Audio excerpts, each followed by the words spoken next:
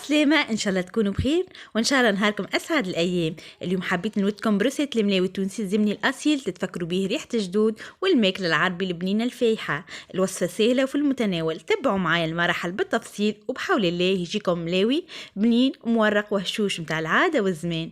وكينكم أول مرة تكتشفوا قناتي نتمنى تعملوا لي اشتراك بالضغط على الزر الأحمر أسفل الفيديو سابوني أو بالضغط على العلامة كليكي إيسي في وسط الفيديو. وإذا عجبكم روساتاتي ما عليكم كان فعلوا الجرس باش يوصلكم كل جديد.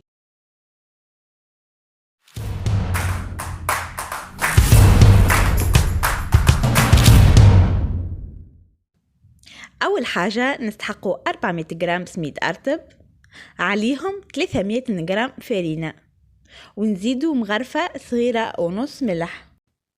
وكانكم تحبوا تعملوا رطل ملاوي تحطوا 300 جرام سميد عليهم 200 جرام فارينة ومغرفة صغيرة ملح. بيان سور إذا تحبوا أكثر كونتيتي ضعفوا المكونات.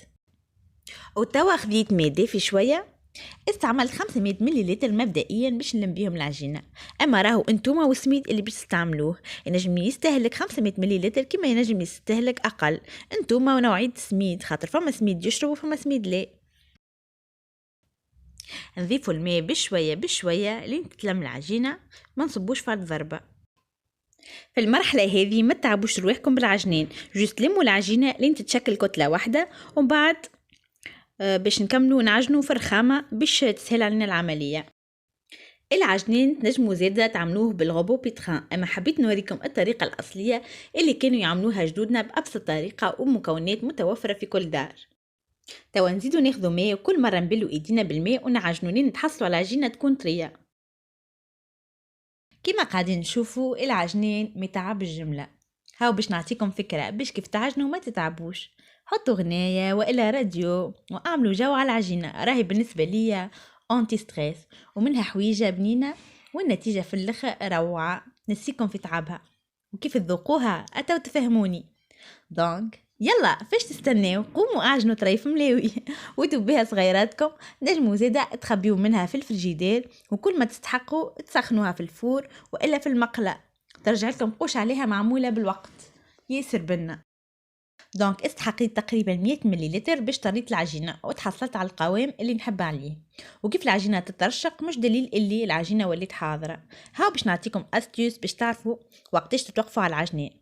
اول حاجة تحسوا اللي العجينة وليت كيف تهزوها ما تتقطعش معانا، هذا دليل اللي الجلوتين ترخف.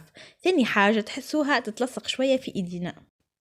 صدقوني قد ما جربت لي غوسات هذه اكثر وصفه نجحت معايا. بون جربت اللي يحطوا فيها الحليب واللي يعملوا فارينه كهو واللي يزيدوها الخميره شيء، والله هذه اكثر وصفه صحيحه وناجحه 1000%. وتعرفوني من ودكم كان بحويجه بنينه. وبربي ما تنساوش تشجعوني بجيم وكومنتير وتعطيوني رايكم في التعليقات خاطر يهمني برشا، ويا ريت تشتركوا في قناتي خاطر بدعمكم ليا كهو نجم نقدم ونتشجع باش نزيد نهبط لكم الوصفات. توا العجينة وليت حاضرة، شوفوا كيفاش طاوعنا وتمشي معانا وما تتقطعش كيف ما قلت لكم. توا نغسلوا ايدينا ونقسموا العجينة الى اجزاء متساوية، ناخذوا شقالة والا طبق وندهنوه بالزيت ونشكلوا كويرات متساوية الحجم. وكان لصقت في ايديكم العجينة تنجموا تدهنوا ايديكم بشوية زيت مش برشا. الكونتيتي متاع العجينة كونت لي 7 كعيبات ملاوي، وتوا نغموهم بالزيت ونخليهم يرتاحوا حكاية نصف ساعة أقل حاجة. نجموا ترتاحوها ساعة يكون بارفي، خاطر قد ما ترتاح العجينة قد ما تكون سوبل وتطوعنا في الحالين متاعها من بعد. حطوا زيت بالباهي وما تخافوش، الزيت اللي حاطيناه الكل باش نستعملوهم بعد. انا لنا خلطت زيت زيتونه معاها زيت نباتي، انتم تنجموا تستعملوا يا زيت زيتونه وحده يا زيت نباتي وحده، انتم والذوق نتاعكم. اتعديت نص ساعه تويكا باش نبدا نخدم في الملاوي متاعي. دونك صب شويه زيت في البلان دو طرافاي، بعد بسم الله ناخذ اول كعبه نصب زياده فوقها الزيت ونبدا نحل في العجينه.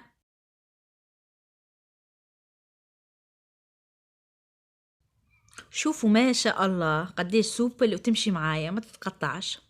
من الاول نحلها بشويه بيديا ومن بعد نحط ايدي تحت العجينه ونجبدها باش تزيد تتحل. الطريقة هذه تخلي الملاوي تجي مورقة وهشوشة ومثالش كانت قطعت معاكم ما تخافوش، خاطر باش نطويوها على بعضها. من الاول نطويوها على 2 ومن بعد نطويوها بالطريقة اللي قاعدين تشوفوا فيها. هاني باش نكمل نوريكم زيدا كيفاش عملت الكعبات الاخرين. ان شاء الله نكون وصلت لكم المعلومة بسلاسة وما طولتش عليكم. ونحكي لكم سر ما تضحكوش عليا. انا قبل اكثر حاجة تجهم عليا هي الملاوي، نحسها حاجة صعيبة برشا. كنت نشوف مماتي وامي يعملوها نبدا باهتة، اما كيف كبرت وجربتها حسيتها سهلة مهلة. ما تخافوش، جربوها على طريقتي وبحول الله تجيكم ياسر بنينة وياسر هشوشة، وكما قلت لكم تجيكم ورقة. دونك اي كعبة نكملوا نعملوها نخليوها ترتاح على جنب وما نحلوهاش، على خاطر تويكا صعيبة كان مش تحلوها وما تطوعكمش.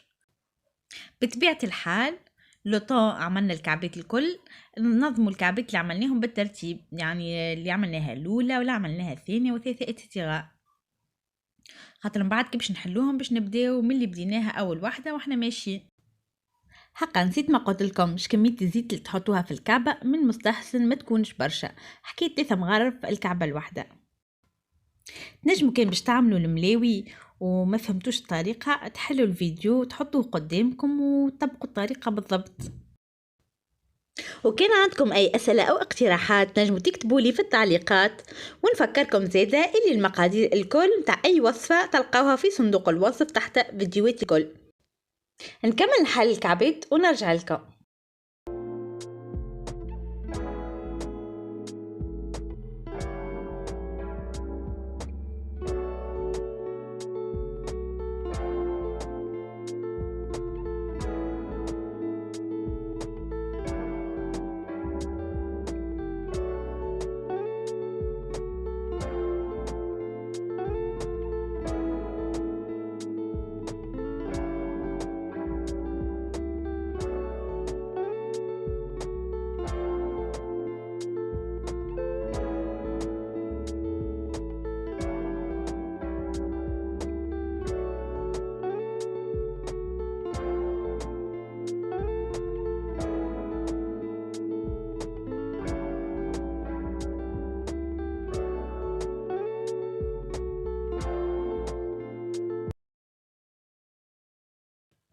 فوالا بعد ما كملت عملت الكعبات نشعل على المقلة فوق الغاز ونخليه يسخن بالكدا.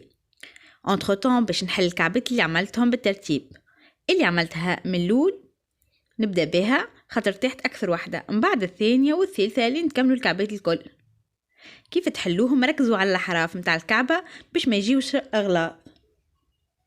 دونك توا ما تحلوهمش بالباهي جوست حلوهم شويه وخليهم يرتاحوا لو طون عملت طيبت الكعبه الاولى يرتاحوا الاخرين.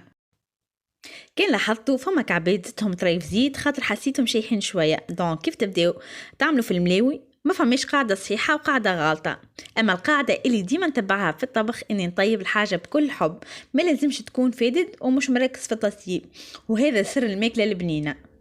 دونك لازم تكونوا في فورمه وتحبوا بالحق تفرحوا عائلتكم، وهذا سر الماكله البنينه. توا سخن معايا المقلة بالباهي وباش نبدا نطيب. نجموا تستعملوا الغني كان عندكم فيه بن عالمية، خسارة ما عنديش، اما حتى في المقلة تجي بنينة. ملاحظة مهمة برشا، كيف تحطوا الكعبة حاولوا تستويوها باش تجي مرتوبة، وكما قلت لكم ركزوا على حراف دوما تشوفوها طابت اقلبوها طول. النار ماذا بيكم تنقصوا فيها شوية باش ما تحرق لكمش، يعني النار مش قوية برشا ومش واطية برشا، متوسطة كيكا.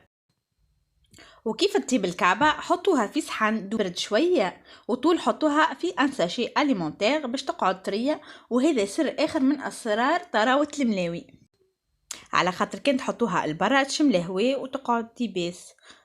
وكيف طيبوها ديما دوروها كما قاعدة نعمل باش تجيبلكم مش شريط الكل.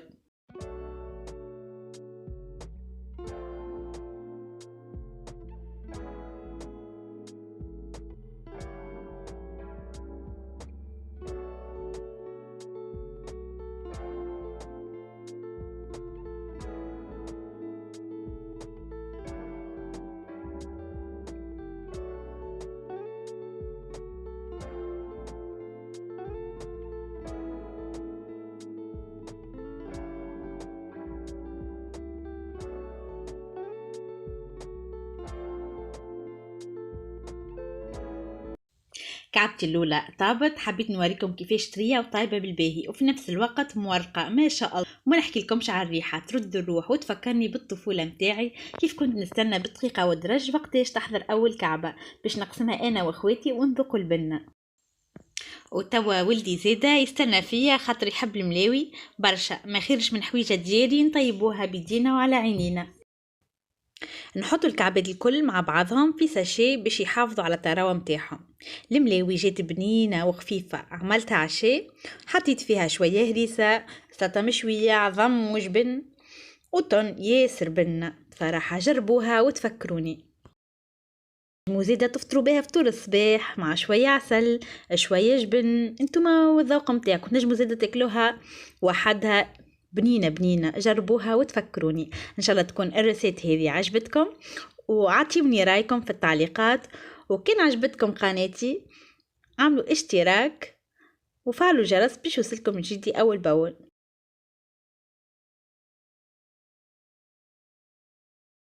ان شاء الله في رسالة جديدة على قريب، حاجة بنينة برشا. نخليها لكم سيربريز. طيب كنخليكم مع تصاور الملاوي كما قاعدين تشوفوا، ياسر طريه ياسر بنينه. جربوها وكا باش نقول لكم بنينه برشا. حاسيلو بسلامه، خليكم في امان الله وبسلامه.